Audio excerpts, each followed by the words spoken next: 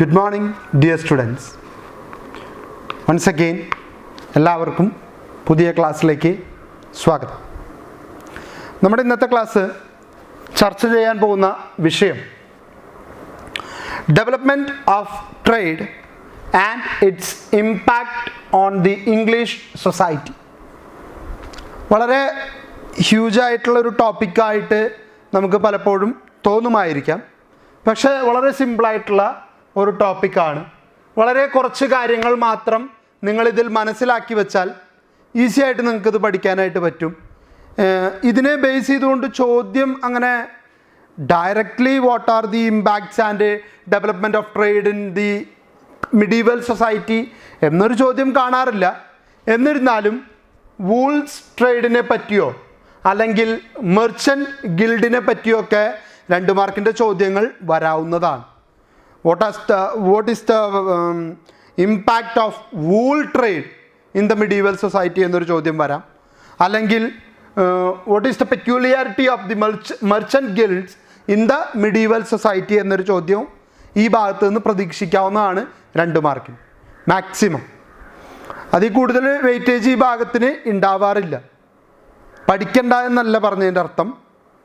നമ്മൾ പഠിക്കാനെടുക്കുന്ന വിഷയത്തിന് കൊടുക്കേണ്ട പ്രാധാന്യം മനസ്സിലാക്കാൻ വേണ്ടിയിട്ടാണ്. ബ്ലാക്ക് ഡെത്ത് പഠിപ്പിച്ചപ്പോഴും 100 years war പഠിപ്പിച്ചപ്പോഴൊക്കെ ഞാൻ ഇങ്ങനെയല്ല പറഞ്ഞത്. ഷുവർ ക്വസ്റ്റ്യൻ എന്നാണ് പറഞ്ഞത്. ആ ഷുവേർട്ടി ഇതിനില്ല. അതിൻ്റെ ഒരു പ്രശ്നം മാത്രമേ ഉള്ളൂ എന്ന് വെച്ച് പഠിക്കാതെ വിടരുത്. കാര്യം മനസ്സിലാക്കിയിരിക്കുക, അത്രേ വേണ്ടൂ. ഈ ക്ലാസ് നിങ്ങളൊന്ന് ശ്രദ്ധിച്ചാൽ നിങ്ങളിത് ഇപ്പം തന്നെ പഠിച്ചു കഴിഞ്ഞിട്ടുണ്ടാവും. Okay fine. ട്രേഡിനെ സംബന്ധിച്ചിടത്തോളം മിഡീവൽ സൊസൈറ്റിയുടെ ഒരു പ്രത്യേകത അല്ലെങ്കിൽ മിഡിൽ ഏജിൻ്റെ ഒരു പ്രത്യേകത എന്ന് പറയുന്നത് it was a period of complete war and invasion. ശരിയല്ലേ? നമ്മൾ കണ്ടതാണ്. ഒരു 5th century 6th century മുതൽ ഇങ്ങോട്ട് നോക്കിയാൽ ഇംഗ്ലണ്ടിൽ മാത്രമല്ല എൻറ്റയർ യൂറോപ്പിൽ അങ്ങോട്ടും ഇങ്ങോട്ടുള്ള ഇൻവേഷനാണ്. ഒരാൾ മറ്റൊരാളെ പിടിച്ചെടുക്കാൻ ശ്രമിക്കുന്നു, എന്നിട്ട് അതിനെ സ്വന്തം രാജ്യത്തിൻ്റെ കീഴിൽ കൊണ്ടുവന്ന് നിർത്തി 2 ഡൊമൈനെയും ഒരുമിച്ച് ഭരിക്കുന്ന ഒരു സംവിധാനത്തിലേക്ക് പോകുന്നു. ഈ രീതി നമ്മൾ പലാവർത്തി ഇംഗ്ലണ്ടിൽ പലതവണ കണ്ടു കഴിഞ്ഞതാണ്. നോർമൻസ്, വിക്കിങ്സ്, അതുപോലെ തന്നെ ആംഗ്ലോ സാക്സൻസ്, റോമൻസ്, ഡെയിൻസ്, ഒരുപാട് പേര് ഇൻവേഡ് ചെയ്യാനായിട്ട് വന്നു.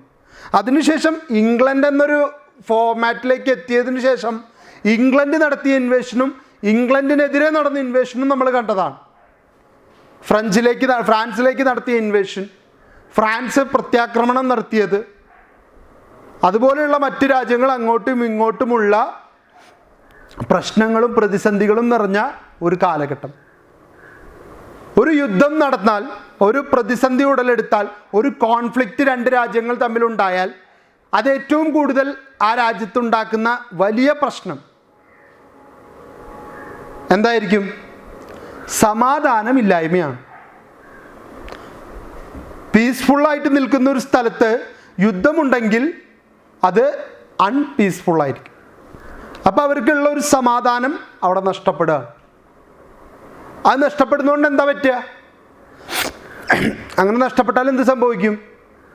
ആ പ്രദേശത്തിന്, ആ രാജ്യത്തിന് ഡെവലപ്മെൻറ്റ് ഉണ്ടാക്കിയെടുക്കാൻ പറ്റില്ല.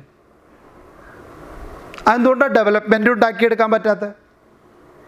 ഡെവലപ്മെൻ്റ് എന്ന് പറഞ്ഞാൽ, വികസനം എന്ന് പറയുന്നത് നേടിയെടുക്കാൻ അവരൊരുപാട് കാര്യങ്ങൾ ചെയ്യേണ്ടതായിട്ട് വരും.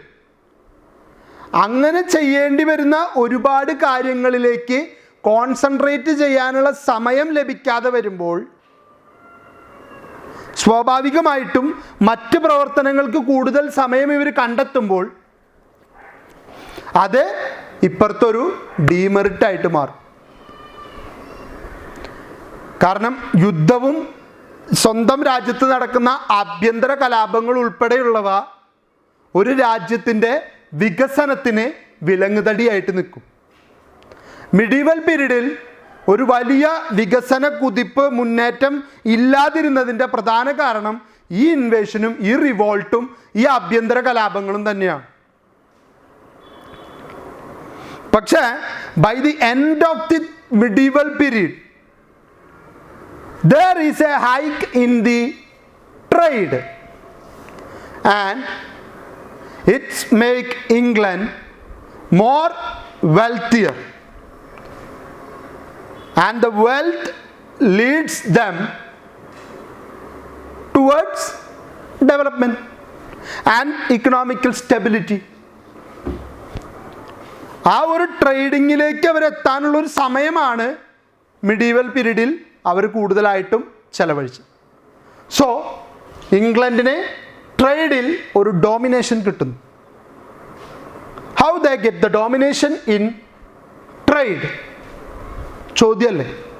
ചോദ്യമാണ്. ആ ചോദ്യത്തിനുള്ള ഉത്തരമാണ് നമ്മൾ നേരത്തെ പറഞ്ഞിരുന്നു. 100 years വാർ കഴിഞ്ഞ് പെസൻ റിവോൾട്ടൊക്കെ ഒതുങ്ങിയതിന് ശേഷം ഇംഗ്ലണ്ടിലെ രാജാക്കന്മാർ ഡെവലപ്മെൻ്റൽ ആക്ടിവിറ്റിയിലേക്ക് തിരിയുകയും it's leads the increase in ship building, കപ്പൽ നിർമ്മാണത്തിനും അതുപോലെ തന്നെ ഓവർസീസ് ട്രേഡിനും അവർ പ്രാധാന്യം കൊടുത്തു.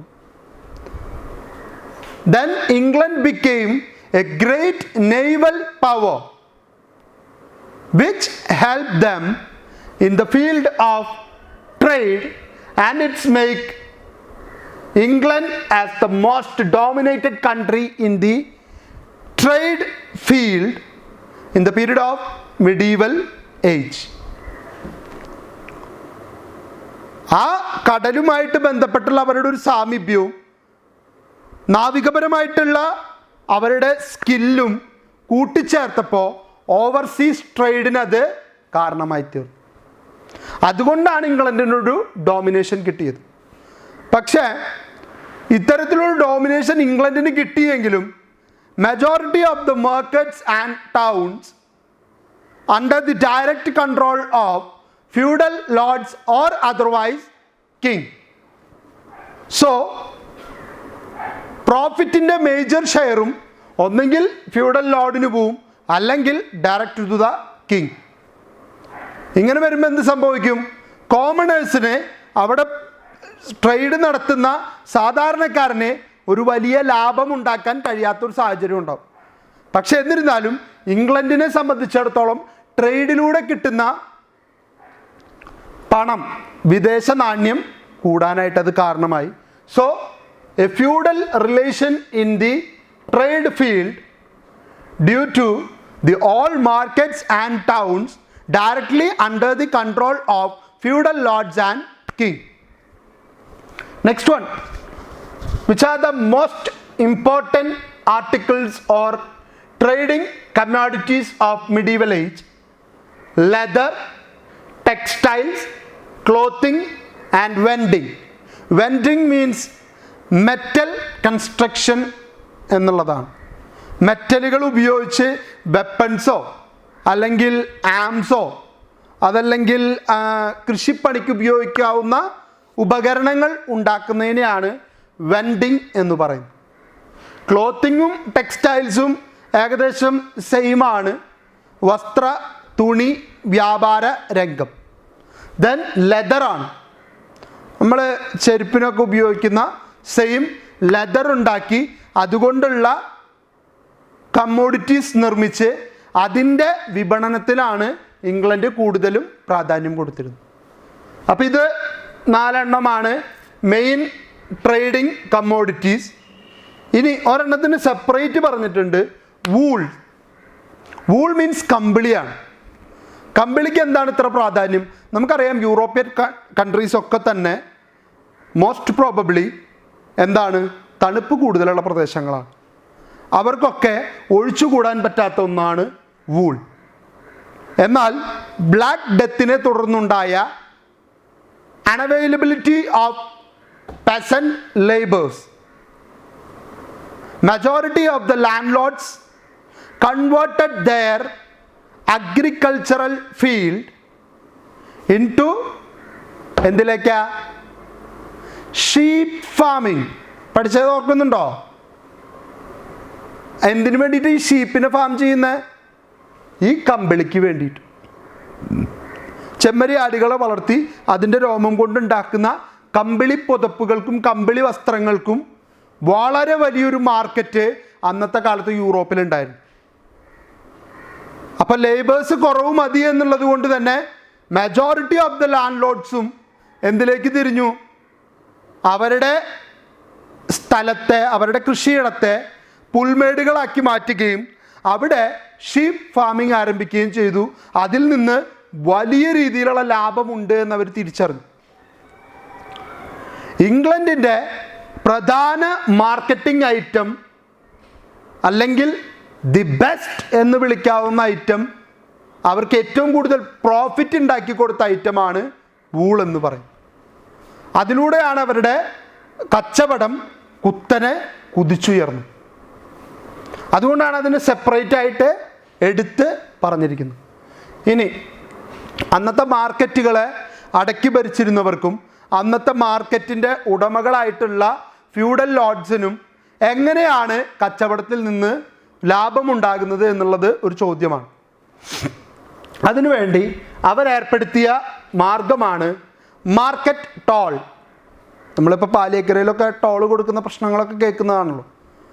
അതേ ടോൾ തന്നെ ഒരു വസ്തു അല്ലെങ്കിൽ ഒരു പ്രദേശം ഉപയോഗിക്കുന്നതിന് അതിൻ്റെ ഉടമസ്ഥന് ലഭിക്കേണ്ട ചുങ്കം, നികുതി, കപ്പം, അതിനെയാണ് ടോൾ എന്ന് പറയുന്നത്. അതുതന്നെയാണ് നമ്മളുടെ റോഡുകളിലും സംഭവിക്കുന്നത്. സെൻട്രൽ ഗവൺമെൻറ്റിൻ്റെ പൈസ ഇല്ലാതെ വരുമ്പോൾ സെൻട്രൽ ഗവൺമെൻറ് റോഡുകളുടെ കൺസ്ട്രക്ഷൻ ഏതെങ്കിലും സ്വകാര്യ കമ്പനികളെ ഏൽപ്പിക്കും. സ്വകാര്യ കമ്പനി പൈസ മുടക്കി റോഡ് നിർമ്മിച്ച് ഗവൺമെൻറ്റിന് കൈമാറും. അതിനുശേഷം അതിൻ്റെ മെയിൻ്റനൻസും ആ റോഡ് പണിതതിൻ്റെയും പൈസ മുതലാക്കാൻ ആ റോഡ് ഉപയോഗിക്കുന്ന ആളുകളിൽ നിന്ന് തന്നെ നികുതി ഈടാക്കുന്ന രീതിയാണ് ടോൾ എന്ന് പറയുന്നത്, അഥവാ BOT എന്ന് വിളിക്കും. ഈ സിസ്റ്റം ചെയ്യേണ്ടി വരുന്നതിൻ്റെ കാരണം എന്താ? നമ്മളുടെ ഗവൺമെൻറ്റിൻ്റെ പൈസ ഇല്ലാത്തത് കൊണ്ട് എന്നാണ് ഗവൺമെൻറ് നൽകുന്ന എക്സ്പ്ലനേഷൻ. പക്ഷെ അവിടെ തിരിച്ചൊരു ചോദ്യമുണ്ട്, ഗവൺമെൻറ്റിന് വരുന്ന റവന്യൂ ഒക്കെ അപ്പോൾ എവിടെ പോകുന്നു എന്നുള്ളൊരു ചോദ്യവും. ഗവൺമെൻറ് വെറുതെ ഇരുന്നിട്ട് കാശുണ്ടാക്കുകയല്ലല്ലോ. ഗവൺമെൻറ്റിലേക്ക് നമ്മൾ റവന്യൂ കൊടുക്കുന്നുണ്ട്, നമ്മൾ ടാക്സ് അടയ്ക്കുന്നുണ്ട്. ഈ പൈസ കൊണ്ടൊക്കെ ഈ കാര്യങ്ങൾ നടത്തിയാൽ ഇങ്ങനെ ടോൾ മേടിക്കാതെ കഴിഞ്ഞില്ലേ എന്നുള്ളൊരു ചോദ്യം അവിടെ ബാക്കി നിൽക്കുന്നുണ്ട്. കാരണം ഒരു വാഹനം മേടിച്ചാൽ നിങ്ങൾക്കറിയാം, വാഹന രജിസ്ട്രേഷനുമായിട്ട് ബന്ധപ്പെട്ട് റോഡ് ടാക്സ് അടയ്ക്കണം. ടാക്സ് ഇപ്പോൾ ഒരു ബൈക്ക് എടുത്താൽ തന്നെ 20,000, 25,000, 30,000 ഒക്കെ ടാക്സ് അടയ്ക്കണം. ഇത്രയും ടാക്സ് കൊടുത്ത് അടയ്ക്കുന്ന വണ്ടിക്ക് പിന്നെ ഒരു റോട്ടിലൂടെ യാത്ര ചെയ്യാൻ ടോള് കൊടുക്കേണ്ടി. ബൈക്കിന് ടോളില്ല കേട്ടോ. ഇനിയിപ്പോൾ സാറേ ബൈക്കിന് ടോളില്ലല്ലോ, പിന്നെന്താ പ്രശ്നം? ചോദിക്കരുത്. ഞാൻ ഒരു ഉദാഹരണം പറഞ്ഞപ്പോൾ പറഞ്ഞതാണ്. കാറിനായാലും 50,000 രൂപ ടാക്സ് അടയ്ക്കണം. 50,000 രൂപ ടാക്സ് അടച്ചിട്ട് പിന്നെ ആ കാറും കൊണ്ട് റോട്ടിലിറങ്ങുമ്പോൾ ആ കാറിന് ടോള് കൊടുക്കണം എന്ന് പറയുന്നത് എവിടുത്തെ നീതിയാണ്? ഇതാണ് നമ്മൾ ചോദ്യം ചെയ്യുന്നത്. അത് പോട്ടെ, ഇവിടുത്തെ വിഷയം മാർക്കറ്റ് പ്ലേസ് ഉപയോഗിക്കുന്നതിനും ആ മാർക്കറ്റിൽ ട്രേഡ് നടത്തുന്നതിനും വേണ്ടിയിട്ട് ഉപയോഗിക്കുന്ന സ്ഥലത്തിന് ടോൾ കൊടുക്കണം. എന്താണ് ചെയ്യേണ്ടത്? ടോട്ടൽ ലാഭത്തിൻ്റെ ഇത്ര % ആണ് ടോളായിട്ട് അടയ്ക്കേണ്ടത്. അതിലും ചിലർക്കൊക്കെ എക്സെപ്ഷൻ ഉണ്ട്. പ്രത്യേകിച്ച് ചർച്ചിന്, ചെറുകിട വ്യാപാരം നടത്തുന്നവർക്ക്. ഇപ്പോൾ ഉദാഹരണത്തിന് മിൽക്കോ അല്ലെങ്കിൽ ബട്ടറോ അങ്ങനെയുള്ള ചെറുകിട സാധനങ്ങളൊക്കെ സ്വന്തം വീട്ടിലുണ്ടാക്കി അത് കച്ചവടം ചെയ്യുന്നവരുടെ നിന്നൊന്നും മാർക്കറ്റ് ടോൾ മേടിക്കില്ല. നമ്മളിപ്പോൾ ചെയ്യുന്ന പോലെ തന്നെ ടോൾ ഉണ്ടെങ്കിലും ബൈക്കിനും ഓട്ടോറിക്ഷയ്ക്കും ടോളില്ല. അതൊക്കെ ചെറുകിട വ്യാപാര പരിപാടികൾ അല്ലെങ്കിൽ ചെറുകിട ഇനീഷ്യേറ്റീവുകളായതുകൊണ്ട് അവർക്ക് ടോളില്ല എന്ന് പറയുന്ന പോലെ തന്നെ ചെറുകിട കച്ചവടം നടത്തുന്നവർക്ക് ടോൾ ഒഴിവാക്കി കൊടുക്കും. എന്നാൽ ടോളുള്ള ഒരു വ്യക്തി ടോൾ അടയ്ക്കാതിരുന്നാൽ ഇറ്റ്സ് എ ഗ്രേറ്റ് ഒഫെൻസ്. വലിയ ശിക്ഷ കിട്ടും. ഒരു തരത്തിലും രക്ഷപ്പെടാനായിട്ട് പറ്റില്ല. ദെൻ നെക്സ്റ്റ് സെറ്റപ്പാണ് മെർച്ചൻ്റ് ഗിൽഡ്. മെർച്ചൻ്റ് ഗിൽഡ് എന്ന് പറയുന്നത് മർച്ചൻസിൻ്റെ ഒരു കൂട്ടായ്മയാണ്.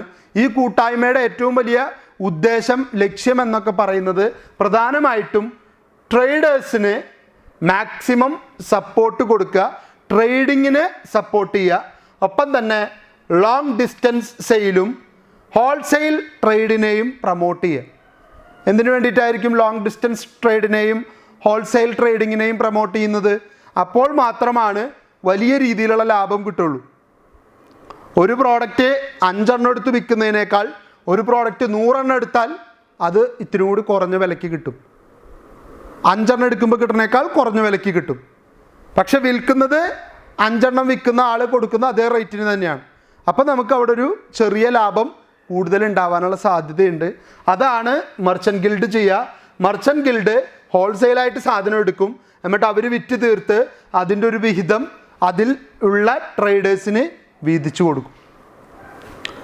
നെക്സ്റ്റ് തിങ്, മർച്ചൻ്റ് ഗിൽഡിന് ഒരു കോഡ് ഓഫ് കണ്ടക്റ്റ് ഉണ്ട്. അവർ നിർബന്ധമായിട്ടും പാലിച്ചിരിക്കേണ്ട ചില നിയമങ്ങളുണ്ട്. അത് പാലിക്കാൻ അതിലെ അംഗങ്ങളായിട്ടുള്ള എല്ലാവർക്കും ബാധ്യതയുണ്ട്.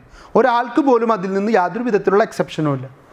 ദെൻ പ്രൈസും സപ്ലൈ ഓഫ് ഗുഡ്സും രണ്ടും തീരുമാനിക്കുന്നത് ആരായിരിക്കും? ഈ പറയുന്ന മർച്ചൻ്റ് ഗിൽഡ് ആയിരിക്കും. കാരണം മർച്ചൻ്റ് ഗിൽഡ് പ്രൈസിനെ നിയന്ത്രിച്ചില്ലെങ്കിൽ, സപ്ലൈ ഓഫ് ഗുഡ്സിനെ നിയന്ത്രിച്ചില്ലെങ്കിൽ ഇത് രണ്ടും മുകളിലോട്ട് പോകാനുള്ള സാധ്യതയുണ്ട്. സപ്ലൈ ഓഫ് ഗുഡ്സ് കൂടുതലായാൽ, സർപ്ലസ് ആയാൽ എന്ത് സംഭവിക്കും? ആർക്കും നേട്ടം ഉണ്ടാക്കാൻ കഴിയാതെ അതങ്ങനെ കെട്ടിക്കിടക്കും. പ്രൈസിൽ വലിയൊരു ഹൈക്ക് സംഭവിച്ചാൽ എന്ത് സംഭവിക്കും? ഇപ്പം പറഞ്ഞ തന്നെ സംഭവിക്കും. ആളുകൾ ആ പ്രോഡക്റ്റുകൾ വേടിക്കണ്ട എന്ന് വിചാരിക്കുന്ന സ്ഥിതിയിലേക്ക് കാര്യങ്ങൾ മാറിപ്പോവാനായിട്ട് സാധ്യതയുണ്ട്. So development of trade and its impact.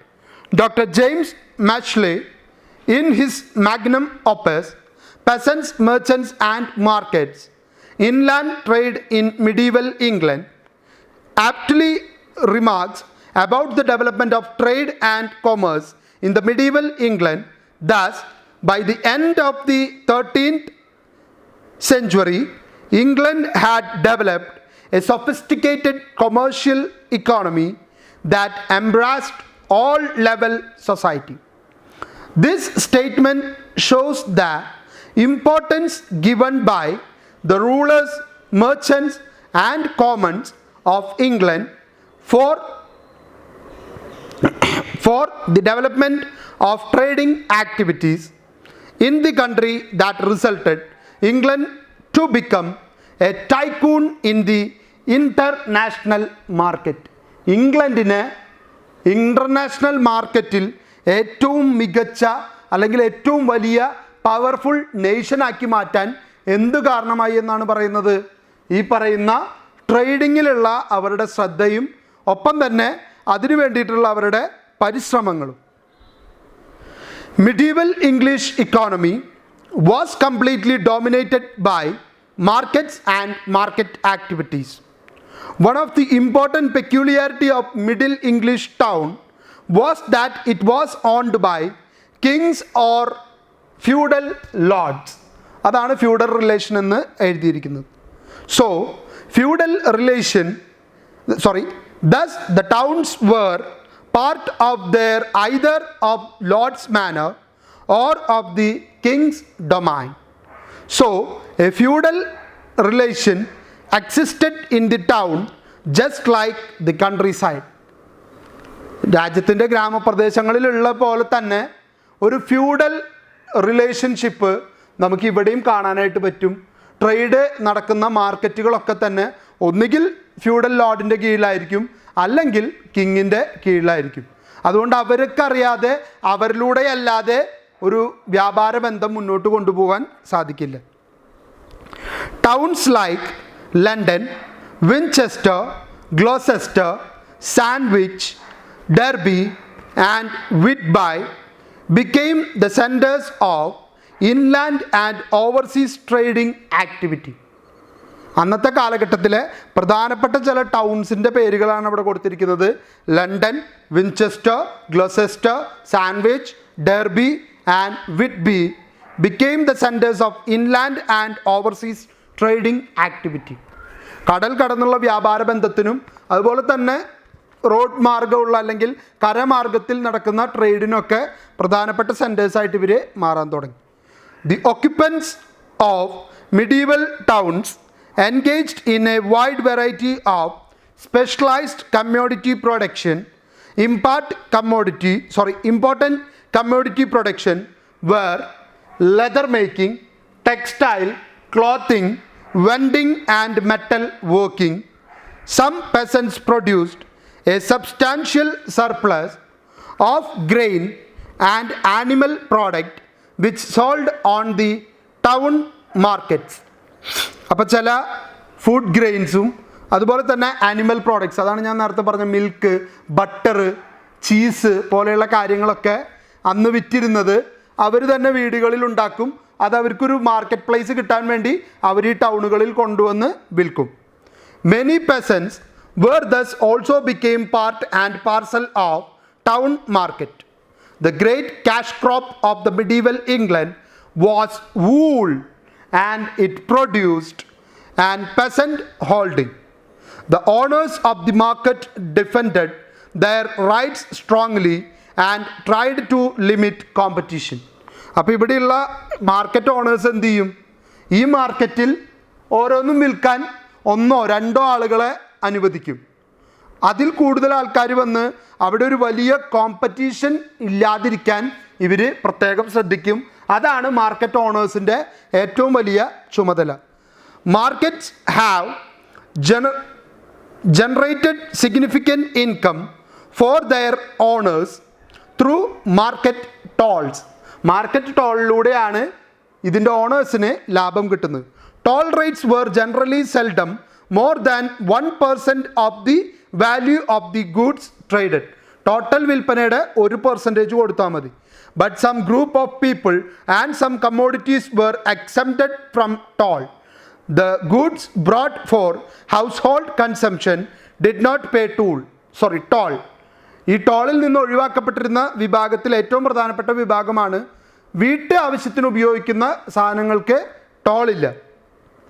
Similarly, small goods such as apples, butter in earthen pots produced by peasant households were also exempted from toll. During the early 13th century, English king had granted exemption from toll in all markets to the most major church corporations. വീട്ടിലുണ്ടാക്കുന്ന butter, ആപ്പിളുകൾ, കൃഷി ചെയ്യുന്ന ചെറിയ ചെറിയ കച്ചവടങ്ങൾക്കൊന്നും toll കൊടുക്കണ്ട. വലിയ രീതിയിലുള്ള കച്ചവടത്തിനാണ് 1% toll ഉള്ളത്. 13ാം സെഞ്ച്വറിയിൽ king order ഇട്ടു, ഇനി മുതൽ ചർച്ചിന് ഒരിക്കലും ടോള് അനുവദിക്കില്ല. The exemption was also applicable to the manorial tenants. Refusing to pay toll without necessary reason considered great offense. ചർച്ചിന് മാത്രമല്ല, ടെനൻ്റ് ഇൻ ചീഫായിട്ടുള്ള ആളുകൾക്കും ഇനി മുതൽ അവരുണ്ടാക്കുന്ന പ്രോഡക്റ്റിന് ടോൾ അടയ്ക്കേണ്ട എന്നുള്ളൊരു നിയമം കൊണ്ടുവന്നു. ഒപ്പം തന്നെ കാരണമില്ലാതെ ടോൾ അടയ്ക്കാതിരുന്നാൽ അത് വലിയൊരു കുറ്റമായിട്ടാണ് അന്നത്തെ കാലത്ത് കണക്കാക്കിയിരുന്നത്. One such example was in 1315, the town of Sandwich seized the almonds, figs and raisins of a merchant who refused to pay toll to the market authority, where the merchant was from London 63 miles away. അപ്പോൾ അങ്ങനെ അന്നവിടെ ബദാം വിറ്റിരുന്ന ഒരു കർഷകൻ്റെ കയ്യിൽ നിന്ന് toll തരാത്തതിൻ്റെ പേരിൽ ശക്തമായിട്ടുള്ള നിയമ നടപടി നേരിടേണ്ടി വന്നിട്ടുള്ളൊരു സംഭവം ഇംഗ്ലണ്ടിൽ ഉണ്ടായിട്ടുണ്ട്. All these things show that an effective system of administration was existed in the medieval England to monitor and regulate trading activities. ഇത് കാണിക്കുന്നത് ഇംഗ്ലണ്ടിൽ ശക്തമായിട്ടുള്ളൊരു സിസ്റ്റം ഇതിനെ മോണിറ്റർ ചെയ്യാൻ ഉണ്ടായിരുന്നു എന്ന് തന്നെയാണ്. നെക്സ്റ്റ് ടോപ്പിക്കാണ് the wool trade in medieval England. വൂളിൻ്റെ പ്രാധാന്യം മനസ്സിലാക്കിക്കൊണ്ട് തന്നെ അതിനുവേണ്ടി ഒരു സെപ്പറേറ്റ് ടോപ്പിക് ആക്കിയിട്ട് പറയുകയാണ്. വൂൾസിൻ്റെ ട്രേഡും അതിനെ തുടർന്ന് മിഡീവൽ ഇംഗ്ലണ്ടിൽ വന്നിട്ടുള്ള മാറ്റങ്ങളെ കുറിച്ചിട്ടാണ് ഈ ഒരു ടോപ്പിക്കിൽ ചർച്ച ചെയ്യുന്നത്. Wool became the backbone and driving force of the medieval English economy between the late 13th century and late 15th century. At that time, the wool trade was described as the jewel in the realm, a major source of English wealth in the Middle Ages was the profit acquired from the lucrative wool trade with the continent. ഇംഗ്ലണ്ടിനെ സംബന്ധിച്ചിടത്തോളം 13th century മുതൽ 15th century വരെയുള്ള ഒരു കാലഘട്ടം wool ട്രേഡിൻ്റെ ഏറ്റവും സുവർണ കാലഘട്ടമായിട്ട് തന്നെയാണ് കണക്കാക്കുന്നത്. അതിലൂടെ ലഭിച്ച വലിയ ലാഭമാണ് ഇംഗ്ലണ്ടിനെ ഇത്രയും വെൽത്തിയസ്റ്റ് ആക്കി മാറ്റാനുണ്ടായ ഒരു റീസൺ. വെൽത്തിയസ്റ്റ് ആക്കി എന്നുള്ളത് മാത്രമല്ല വൂള് കൊണ്ടുവന്ന പ്രാധാന്യം. വൂൾ എല്ലാ രാജ്യങ്ങൾക്കും ആവശ്യമുള്ള ഒരു വസ്തുവായതുകൊണ്ട് തന്നെ ഒരു ഇൻ്റർനാഷണൽ ട്രേഡിംഗ് ലെവലിലേക്ക് ഇംഗ്ലണ്ട് ഉയരാനായിട്ട് അത് കാരണമായി. കാരണം എല്ലാ രാജ്യങ്ങൾക്കും വേണം, അപ്പോൾ അവരൊക്കെ ഇവരോട് തന്നെയാണിത് ആവശ്യപ്പെടുന്നത്. അതാണ് ഈ പറയുന്ന വൂൾ കൊണ്ടുവന്ന ഏറ്റവും വലിയ പ്രകടമായ മാറ്റം എന്ന് പറയുന്നത്. അന്നത്തെ കാലഘട്ടത്തിലെ ഏറ്റവും മികച്ച പണം സമ്പാദിക്കാൻ കഴിഞ്ഞ പ്രോഡക്റ്റായിട്ട് തന്നെയാണ് വൂളിനെ കണക്കാക്കുന്നത്. We have mentioned about the link between Black Death and emergence of sheep farming. നമ്മൾ നേരത്തെ പറഞ്ഞതാണ്, ഞാൻ പറഞ്ഞല്ലോ, ഒരുപാട് കൃഷിയിടങ്ങൾ പുൽമേടുകളായിട്ട് മാറിയതിൻ്റെ കാരണം കൃഷിപ്പണി ചെയ്യാൻ ഒരുപാട് പേരെ ആവശ്യമായിട്ട് വരുന്ന സാഹചര്യത്തിൽ ഷീപ്പ് ഫാമിങ്ങിന് അതിൻ്റെ 4/1 ആളുകളെ മതി എന്നുള്ളത് കൊണ്ട് ലേബേഴ്സിൻ്റെ എണ്ണം ചുരുക്കുന്നതിന് വേണ്ടിയിട്ടും ലേബേഴ്സിൻ്റെ അവൈലബിലിറ്റി കുറവായപ്പോൾ ബ്ലാക്ക് ഡെത്ത് കാരണം അവൈലബിലിറ്റി ഇല്ലാതായ സാഹചര്യത്തിൽ ഒരുപാട് ലാൻഡ് ലോഡ്സ് ഷീപ്പ് ഫാമിങ്ങിലേക്ക് മാറിയിട്ടുണ്ട്. അത് തന്നെയാണ് വൂളിൻ്റെ ഉൽപ്പാദനം ഇത്രമേൽ കൂട്ടാനായിട്ട് ഇംഗ്ലണ്ടിന് പെട്ടെന്ന് സാധിച്ചത്. Wool was the most important industrial raw material and it was the first industrial occupation to transform whole part of the Europe into specialized manufacturing regions as in Florence, Champagne and southern France. England was the most important source of raw wool and some of this wool exported to Italy while most of it was worked into the cloth in the northern Europe in the Low Countries like Belgium, Luxembourg and Northernland and later in England itself. അപ്പോൾ ഇതിലെ raw മെറ്റീരിയലാക്കി മാറ്റുന്ന ഈ wool ഒരുപാട് industrial യൂസിന് വേണ്ടിയിട്ട് പല രാജ്യങ്ങളിലേക്കും അയക്കും. പ്രത്യേകിച്ച് സദേൺ ഫ്രാൻസിലേക്കും ഫ്ലോറൻസിലേക്കും ഒക്കെ അയച്ചു കൊടുക്കും. അതിൽ തന്നെ ഇംഗ്ലണ്ടാണ് ഏറ്റവും കൂടുതൽ വൂൾ റോ മെറ്റീരിയൽ എക്സ്പോർട്ട് ചെയ്യുന്ന രാജ്യം. പ്രത്യേകിച്ച് ഇറ്റലി ഉൾപ്പെടെയുള്ള ലോവർ കൺട്രീസിന്, ബെൽജിയത്തിന്, ലക്സംബർഗിനൊക്കെ വൂൾ റോ മെറ്റീരിയൽ കൊടുക്കുന്ന രാജ്യം ഇംഗ്ലണ്ടാണ്. അപ്പോൾ എല്ലാവർക്കും ഈ റോ മെറ്റീരിയൽ വേണം, പക്ഷെ ഇത് ഏറ്റവും കൂടുതലുള്ളത് ഇംഗ്ലണ്ടിൻ്റെ കയ്യിലാണ്. അപ്പോൾ അവിടെ നിന്ന് തന്നെ ഇറക്കുമതി ചെയ്യേണ്ടി വരും. അങ്ങനെ ഇറക്കുമതി ചെയ്താൽ ഇംഗ്ലണ്ടിന് അതിലൂടെ വലിയ ഒരു ട്രേഡ് നടക്കാനും അതിലൂടെ വലിയ ലാഭമുണ്ടാക്കാനും ഇംഗ്ലണ്ടിന് സാധിക്കും. The English predominance in the wool trade was a result of political and fiscal measures brought about by the successive act of royal policy and by a bargain between the king and the merchants. T.H. Lloyd has written a well-versed work titled The English Wool Trade in the Middle Ages to analyze how the economy of medieval England achieved a great boom due to the wool trade. He says, by the end of the 12th century, English wool was essential to the Low Countries, and by threatening to cut off supplies, the King of England could influence the allegiance of those provinces. അപ്പോൾ ഇംഗ്ലണ്ടിൻ്റെ വൂളിന് ലഭിച്ചിരുന്ന സ്വീകാര്യതയും ഒപ്പം തന്നെ lower countries എന്ന് കണക്കാക്കപ്പെടുന്ന Belgium, Luxembourg പോലെയുള്ള ചെറുകിട കൺട്രികൾക്കൊക്കെ ഇവരിൽ നിന്നല്ലാതെ raw material കിട്ടാനില്ല, വൂള് കിട്ടാനില്ല. അപ്പോൾ ഇവരെന്ത് ചെയ്യും? ഇവരെ തന്നെ ഡിപ്പെൻഡ് ചെയ്ത് നിൽക്കേണ്ടി വരും. അങ്ങനെ ഡിപ്പെൻഡ് ചെയ്യുമ്പോൾ ഇപ്പുറത്ത് ഇംഗ്ലണ്ട് എന്ത് ചെയ്യും? അവർ ഡിമാൻഡ് ഉയർത്തി കൊണ്ടുവരും. ഞങ്ങൾക്ക് ഇത്ര തന്നാൽ ഞങ്ങളുടെ വൂള് തരാം, ആ പ്രാവശ്യം അത്ര തരും, അടുത്ത പ്രാവശ്യം ഇപ്രാവശ്യം പഴയ വിലയ്ക്ക് കിട്ടില്ല കേട്ടാ, ഇപ്രാവശ്യം കിട്ടണമെങ്കിൽ ഇത്ര തരണം. ഇതിങ്ങനെ കൂട്ടി ഇൻക്രീസ് ചെയ്ത് മുകളിലേക്ക് കൊണ്ടുപോകുന്നൊരു രീതി ഇംഗ്ലണ്ട് യൂസ് ചെയ്യാനായിട്ട് തുടങ്ങി. ഒപ്പം തന്നെ ഇംഗ്ലണ്ടിലെ രാജാക്കന്മാർ ഓരോ സമയത്തും ഓരോ കാര്യങ്ങൾക്ക് വേണ്ടി ഇത്തരം ലോവർ കൺട്രീസിന് ഉപയോഗിക്കാൻ തുടങ്ങി. ചിലപ്പോൾ ഒരു യുദ്ധം വരുമ്പോൾ സഹായം, ഞങ്ങൾക്ക് ആവശ്യമായിട്ടുള്ള മിലിറ്ററിയെ തന്ന് സഹായിച്ചാൽ നിങ്ങൾക്ക് വേണ്ട വൂള് ഞങ്ങൾ തരാം, പഴയ റേറ്റിന് തന്നെ തരാം. അല്ലെങ്കിൽ മറ്റേ പ്രൊവിൻസ് പിടിച്ചെടുക്കാൻ ഞങ്ങളുടെ കൂടെ നിന്നാൽ നിങ്ങൾക്ക് തരുന്ന വൂള് ഞങ്ങൾ സ്ഥിരമായിട്ട് തരാം, ഞങ്ങൾക്ക് ആ പ്രൊവിൻസ് പിടിച്ചെടുത്ത് തന്നാൽ മതി.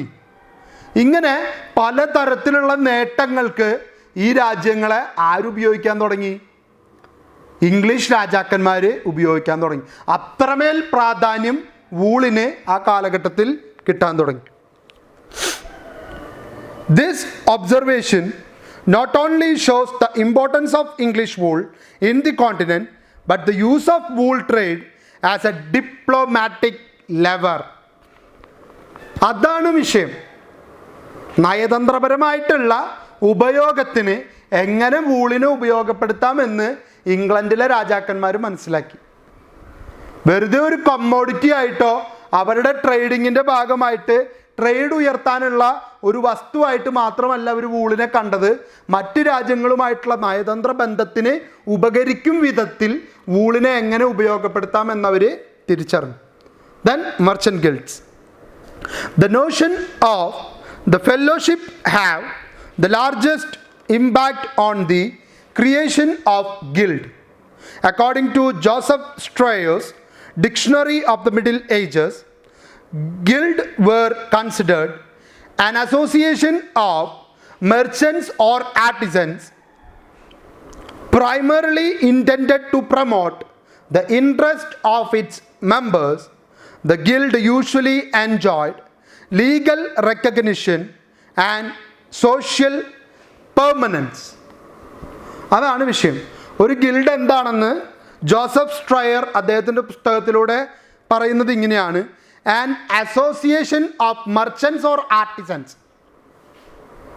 കച്ചവടക്കാരായിട്ടുള്ളവരുടെയോ അല്ലെങ്കിൽ ഹാൻഡിക്രാഫ്റ്റ്സ് ഉണ്ടാക്കുന്ന ആർട്ടിസൻസിൻ്റെയോ ഒരു ഗ്രൂപ്പിനെയാണ്, അസോസിയേഷനെയാണ് വിളിക്കുന്നത് ഗിൽഡ് എന്ന്. പ്രൈമർലി ഇൻറ്റൻഡഡ് ടു, അവരുടെ ലക്ഷ്യം എന്ന് പറയുന്നത് to promote the interest of its members. അത് മർച്ചൻ്റ് ആയിക്കോട്ടെ ആർട്ടിസൻ ആയിക്കോട്ടെ ആരായാലും തങ്ങളുടെ മെമ്പേഴ്സിൻ്റെ അവകാശങ്ങൾക്കും താല്പര്യങ്ങൾക്കും വേണ്ടി നിലകൊള്ളാനാണ് ഗിൽഡുകൾ ഉണ്ടാക്കുന്നത്. The guild usually enjoyed legal recognition and social permanence. ഒരു സ്ഥിരതയുള്ള ഒപ്പം തന്നെ നിയമസാധുത നിലനിൽക്കുന്ന ഒരു സ്ഥാപനമായിട്ടാണ് ഗിൽഡുകളെ അക്കാലത്ത് പരിഗണിച്ചിരുന്നത്. There is no official written evidence of guild existed in England prior to the 9th century. 9-ാം നൂറ്റാണ്ടിന് മുൻപ് ഗിൽഡുകൾ ഉണ്ടായിരുന്നു എന്നുള്ളതിന് റിട്ടൺ ഡോക്യുമെൻറ്റ്സ് ഒന്നുമില്ല. പക്ഷെ 9-ാം നൂറ്റാണ്ട് മുതൽ ഇങ്ങോട്ട് പല തരത്തിൽ പല രീതിയിൽ ഗിൽഡുകൾ ഇംഗ്ലണ്ടിൽ ഉണ്ടായിരുന്നു എന്ന് സ്ഥാപിക്കാവുന്ന പുസ്തകങ്ങൾ അവൈലബിൾ ആണ്. But the word gegildan or guild brethren had widely used in Anglo-Saxon law, especially during the time King Alfred. Guild എന്ന് ഡയറക്റ്റ് പറഞ്ഞിട്ടില്ലെങ്കിലും മർച്ചൻ്റ് ഗിൽഡ് എന്നൊന്നും പറഞ്ഞിട്ടില്ലെങ്കിലും കിങ് ആൽഫ്രഡിൻ്റെ കാലത്ത്, ദ ഗ്രേറ്റ് ആൽഫ്രഡ്, അദ്ദേഹത്തിൻ്റെ കാലഘട്ടത്തിൽ ഗിൽഡ് ബ്രീത്തൺ അഥവാ ഗിഗൾഡൺ തുടങ്ങിയിട്ടുള്ള വാക്കുകൾ ഉപയോഗിച്ചതായിട്ട് കാണാനുണ്ട്. അതിന് ഈ പറയുന്ന മർച്ചൻ്റ് ഗിൽഡ് പോലെയുള്ള സ്ഥാപനങ്ങളുമായിട്ട് എന്തെങ്കിലും ബന്ധമുണ്ടോയെന്നൊന്നും അറിയില്ല, പക്ഷെ അത്തരം വാക്കുകൾ ഉപയോഗിച്ചിരുന്നു. This came to hypothesise the historians that a fraternal association resembling later guild had prevailed in the Anglo Saxon period itself. എന്നാൽ ചില ഹിസ്റ്റോറിയൻസ് പറയുന്നു ഇപ്പോഴത്തെ ഗിൽഡും അപ്പോഴത്തെ ഗിൽഡും ഏകദേശം സെയിം തന്നെയാണ്. അവരുപയോഗിച്ചിരിക്കുന്ന ആ ഒരു പ്രയോഗം സെയിം മാനറിൽ തന്നെയാണ് എന്നാണ് ചിലർ അവകാശപ്പെടുന്നത്. London as well as other towns and cities of 12th century acted as the epicenter for guilds. The guild created a regulated authority over members, monopolies and outside merchants. 3 കാര്യങ്ങൾക്ക് വേണ്ടിയിട്ടാണ് പ്രധാനമായിട്ടും ഇവർ ഗിൽഡുകളെ ഉപയോഗപ്പെടുത്തിയിരുന്നത്. ഒന്നാമത്തേത് അതോറിറ്റി ഓവർ മെമ്പേഴ്സ്. ആരാണോ ഗിൽഡിലെ മെമ്പേഴ്സായിട്ടുള്ളവർ അവർക്ക് വേണ്ട authority, അവർക്ക് മുകളിൽ ശക്തമായിട്ടുള്ള അധികാര ഉപയോഗം നടത്തിയിരുന്നത് ഈ ഗിൽഡുകളാണ്. ദെൻ മോണോപോളി ഇല്ലാതിരിക്കാൻ. മോണോപോളി എന്താ? ഒരു ട്രേഡിൽ ഒരാൾക്ക് മാത്രം പ്രാധാന്യം ലഭിക്കുന്ന രീതിയാണ് മോണോപോളി. അത്തരത്തിൽ ഒരു പാർട്ടിയുടെയോ അല്ലെങ്കിൽ ഒരു ഗ്രൂപ്പിൻ്റെയോ അപ്രമാദിത്വം ഇല്ലാതിരിക്കാൻ ശ്രദ്ധിക്കുക. Then outside merchants. നമ്മളുടെ ഗിൽഡിന് പുറത്തു നിന്നുള്ള മർച്ചൻസ് കടന്നു വന്ന് നമ്മളുടെ ടൗണിൽ കച്ചവടം നടത്താതിരിക്കാൻ വേണ്ട കാര്യങ്ങൾ ശ്രദ്ധിക്കൽ എന്നുള്ളവയാണ് മർച്ചൻ്റ് ഗിൽഡുകളുടെ ഏറ്റവും പ്രധാനപ്പെട്ട ലക്ഷ്യം. One of the 3 most influential guild of the 12th century England was merchant guild. ഇംഗ്ലണ്ടിൽ ഉണ്ടായിരുന്ന 3 ഗിൽഡുകളാണ്. ആ 3 ഗിൽഡിൽ ഏറ്റവും പ്രധാനപ്പെട്ട ഒരെണ്ണമാണ് മർച്ചൻ്റ് ഗിൽഡ്. മറ്റ് 2 എണ്ണം ക്രാഫ്റ്റ് ഗിൽഡും റിലീജിയസ് ഗിൽഡും. ക്രാഫ്റ്റ്മെൻസിനെ സപ്പോർട്ട് ചെയ്യുന്ന ക്രാഫ്റ്റ് ഗിൽഡും റിലീജിയൻ്റെ ആവശ്യങ്ങൾ നിർണ്ണയിക്കാനും അത് നടപ്പിലാക്കാനും വേണ്ടിയിട്ടൊരു റിലീജിയസ് ഗിൽഡും. അങ്ങനെ 3 ഗിൽഡുകൾ craft guild, religious guild and merchant guild. A merchant guild was an association of traders. This merchant guild had the trade monopoly of their town and also enjoyed economic and political influence. ആ ഒരു ടൗണിലെ മൊത്തം ട്രേഡിനെ നിയന്ത്രിക്കാനും നിർണ്ണയിക്കാനുമുള്ള അവകാശം merchant ഗിൽഡിനാണ്. ഈ merchant ഗിൽഡിന് കീഴിലാണ് എല്ലാ ട്രേഡേഴ്സും നിലകൊള്ളേണ്ടത്. Merchant guild began to flourish after the Norman invasion of 1066. The unique feature about the merchant guild was their involvement in long distance commerce and local wholesale trade. 2 കാര്യങ്ങളിലാണ് പ്രധാനമായിട്ടും മർച്ചൻ്റ് ഗിൽഡുകൾ ഇവരെ സഹായിച്ചിരുന്നത്. ഒന്ന് ലോങ് ഡിസ്റ്റൻസ് ട്രേഡിന് വേണ്ടിയിട്ട്. കാരണം ഒരു ട്രേഡർക്ക് ഒറ്റയ്ക്ക് long distance trade നടത്താനായിട്ട് പറ്റില്ല. അവിടെ ഗിൽഡിൻ്റെ സഹായം വേണം, ഒരുപാട് കമ്മോഡിറ്റി വേണം. ഇപ്പോൾ ഒരാൾ കൃഷി ചെയ്ത അല്ലെങ്കിൽ ഒരു ട്രേഡറുടെ കയ്യിലുള്ള കമ്മോഡിറ്റി മാത്രം കൊണ്ട് ഒരു വിദേശ രാജ്യത്തേക്ക് പോകാൻ പറ്റുമോ? അപ്പോൾ അതൊരു ഒരിക്കലും ലാഭം ഉണ്ടാവില്ല. അപ്പോൾ എല്ലാവരുടെയും കൂട്ടായ പ്രവർത്തനത്തിലൂടെ മർച്ചൻ്റ് ഗിൽഡ് സംഭരിച്ച മൊത്തം കമ്മോഡിറ്റിയുമായിട്ട് ഒരു ലോങ് ഡിസ്റ്റൻസ് ട്രാവൽ നടത്തുക. എന്നിട്ട് ആ മൊത്തം പ്രോഡക്റ്റ് അവിടെ ട്രേഡ് ചെയ്തിട്ട് അതിൻ്റെ ലാഭം ഇവിടെ കൊണ്ടുവന്നിട്ട് ഗിൽഡിന് കൊടുത്തു കഴിഞ്ഞാൽ ഗിൽഡ് അത് ഓരോ ട്രേഡേഴ്സിനായിട്ട് വീതിച്ച് നൽകും. അതുപോലെ തന്നെ ലോക്കൽ ഏരിയയിൽ ഹോൾസെയിലായിട്ട് ട്രേഡ് നടത്തുക. ഒരു ട്രേഡർ ഇവിടെ ഇരുന്നിട്ട് ഇപ്പോൾ ഒരു ഉദാഹരണം പറയുകയാണെങ്കിൽ എന്താ പറയുക, അയാൾ തന്നെ വൂള് വിൽക്കുക എന്ന് വിചാരിച്ചോ. ഞാനൊരു കമ്പിളിപ്പുതപ്പ് വിൽക്കുന്ന ആൾ, നമ്മളുടെ പ്രിൻസിപ്പൽ സാറും കമ്പിളിപ്പുതപ്പ് വിൽക്കുന്ന ആൾ, നമ്മളുടെ ഡയറക്ടർ അച്ഛനും കമ്പിളിപ്പുതപ്പ് വിൽക്കുന്ന ആൾ. വെറുതെ ഇമാജിൻ ചെയ്യട്ടോ. അപ്പോൾ ഞങ്ങൾ 3 പേരും ഈ മർച്ചൻ്റ് ഗിൽഡിൻ്റെ കീഴിലുള്ള ആൾക്കാരാണ്. ഞാൻ വിൽക്കുന്നത് 100 രൂപയ്ക്കും, പ്രിൻസിപ്പൽ സാറ് വിൽക്കുന്നത് 150 രൂപയ്ക്കും, ഡയറക്ടർ അച്ഛൻ വിൽക്കുന്നത് 175 രൂപയ്ക്കാണ്. സെയിം പ്രോഡക്റ്റാണ്. ഇങ്ങനൊരു സാഹചര്യത്തിൽ പ്രിൻസിപ്പൽ സാറിനും അച്ഛനും വലിയ രീതിയിലുള്ള ലാഭം ഉണ്ടാവില്ല. കാരണം 100 രൂപയ്ക്ക് പ്രോഡക്റ്റ് കിട്ടാണ്ട്. അപ്പോൾ എൻ്റെ ട്രേഡാണ് ഏറ്റവും വേഗത്തിൽ നടക്കുക. ഇങ്ങനത്തെ ഒരു സാഹചര്യം വന്നാൽ ആ അവസ്ഥയിൽ മർച്ചൻ്റ് ഗിൽഡ് ഇടപെടും. എന്നിട്ട് മർച്ചൻ്റ് ഗിൽഡ് എന്ത് ചെയ്യും? പ്രിൻസിപ്പൽ സാറിൻ്റെ കയ്യിലുള്ളതും ഡയറക്ടർ അച്ഛൻ്റെ കയ്യിലുള്ളതും എൻ്റെ കയ്യിലുള്ളതും മൊത്തമായിട്ട് പർച്ചേസ് ചെയ്യും. എൻ്റെ കയ്യിൽ 10 തുണിയുണ്ട്, സാറിൻ്റെ കയ്യിൽ 10 എണ്ണം ഉണ്ട്, അച്ഛൻ്റെ കയ്യിൽ 10 എണ്ണം ഉണ്ട്. ഈ 30 എണ്ണം കൂടിയിട്ട് മർച്ചൻ്റ് ഗിൽഡ് മേടിക്കും. എന്നിട്ട് ഹോൾസെയിലായിട്ട് അവർ ഒരു 120 രൂപ വിലയിട്ടിട്ട് അതങ്ങോട്ട് വിറ്റ് തീർക്കും. എന്നിട്ട് എനിക്കും പ്രിൻസിപ്പളിനും ഡയറക്ടർക്കും 100 രൂപ വെച്ച് അങ്ങോട്ട് തരും. 20 രൂപ മർച്ചൻ്റ് ഗിൽഡ് അവരുടെ പ്രോഫിറ്റായിട്ട് എടുക്കും. എന്തിനു വേണ്ടിയിട്ടാണ്? അവർ ഹോൾസെയിലായിട്ട് വിറ്റ് തീർത്തതിന് അവരാൾക്കാരെ വെച്ചിട്ടായിരിക്കും വിറ്റിട്ടുണ്ടായിരിക്കുക. അപ്പോൾ അവർക്ക് ശമ്പളം കൊടുക്കുന്നതിൻ്റെ ഭാഗമായിട്ട് ഗിൽഡിനൊരു ലാഭം, പിന്നെ മൊത്തം ഇതിൻ്റെ അതോറിറ്റിയും കാര്യങ്ങളും നോക്കി നടത്തുന്നതിന് വേണ്ടിയിട്ട് അവരുടെ ചെലവിലേക്ക് ഒരു നിശ്ചിത വീതം. അപ്പോൾ 3 പേരെയും സംബന്ധിച്ച് 3 പേരുടെയും സെയിൽ നടന്നു, ഒരു പ്രശ്നവുമില്ല. പക്ഷെ അവർക്ക് 2 പേർക്കും വില ഇത്തിരി കുറയ്ക്കേണ്ടി വന്നു. പക്ഷേ അവിടെയാണ് code of conduct merchant guild പറയുന്ന വിലയ്ക്ക് വിൽക്കേണ്ടി വരും. അവിടെയാണ് പ്രൈസ് നിർണ്ണയിക്കുന്നതിൽ അവർക്കുള്ള പ്രാധാന്യം. ക്ലിയർ അല്ലേ? The members of the guild were guaranteed right and protection from outside traders and even rulers of the other countries who would try to seize goods. ഏതെങ്കിലും രാജ്യത്ത് ട്രേഡിന് ചെല്ലുമ്പോൾ നമ്മളുടെ ഗുഡ്സിനെ വിലക്ക് ഏർപ്പെടുത്തിയാൽ ആ കാര്യത്തിൽ മർച്ചൻ്റ് ഗിൽഡ് ഇടപെടും. നമ്മുടെ രാജ്യത്ത് ഏതെങ്കിലും തരത്തിലുള്ള അവകാശ ലംഘനം സംഭവിച്ചാൽ ആ കാര്യത്തിലും നമ്മളുടെ ഗിൽഡ് കൃത്യമായിട്ട് ഇടപെടുകയും നമുക്ക് അനുകൂലമായിട്ടുള്ള തീരുമാനം നേടിയെടുക്കുകയും ചെയ്യും. With the capability to enforce codes of conduct on both rulers and members, guild merchant had an incredible ability to monopolize every aspect of trade within a town. ഒരു ടൗണിൽ നടക്കുന്ന ട്രേഡിൻ്റെ ഭാഗമായിട്ടുള്ള എല്ലാ കാര്യങ്ങളിലും കൃത്യമായിട്ടുള്ള കോഡ് ഓഫ് കണ്ടക്റ്റ് ഉണ്ടാക്കി ആ രാജ്യത്തിൻ്റെ ട്രേഡ് സംബന്ധമായിട്ടുള്ള പ്രശ്നങ്ങളിലൊക്കെ മർച്ചൻ്റ് ഗിൽഡാണ് അവസാനത്തെ വാക്ക് പറയും. The merchant guild was able to negotiate with the lords and trade levy became negotiated. It imposed regulation on the individual traders or craftsmen to regulate price and supply of goods.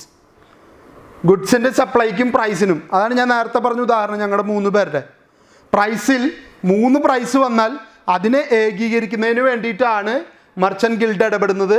ഞങ്ങളുടെ പ്രോഡക്റ്റുകൾ ഹോൾസെയിലായിട്ട് മേടിച്ചിട്ട് അവരൊരു price നിശ്ചയിച്ച് അത് വിറ്റ് തീർക്കും. അതുപോലെ തന്നെ സപ്ലൈ ഓഫ് ഗുഡ്സിലും എവിടെയെങ്കിലും സപ്ലൈ വരാതിരിക്കുന്ന പ്രശ്നം ഉണ്ടാവുകയോ ആരെങ്കിലും അത് പൂഴ്ത്തി വയ്ക്കുകയോ ചെയ്താൽ അത് കണ്ടെത്തി മർച്ചൻ്റ് ഗിൽഡ് അതിന് മൊത്തത്തിൽ പർച്ചേസ് ചെയ്യും. In short, merchant guild played a very crucial role in the development of medieval England's internal and external trade. ഇംഗ്ലണ്ടിൻ്റെ ഇൻറ്റേർണൽ ആൻഡ് എക്സ്റ്റേണൽ ട്രേഡിന് വളരെയധികം പ്രാധാന്യം കൽപ്പിക്കപ്പെട്ടിരുന്ന വിഭാഗമാണ് മർച്ചൻ്റ് ഗിൽഡ് എന്ന് പറയുന്നത്. ഇതോടുകൂടി നമ്മളുടെ സെക്കൻഡ് ചാപ്റ്റർ അവസാനിച്ചിരിക്കുകയാണ്.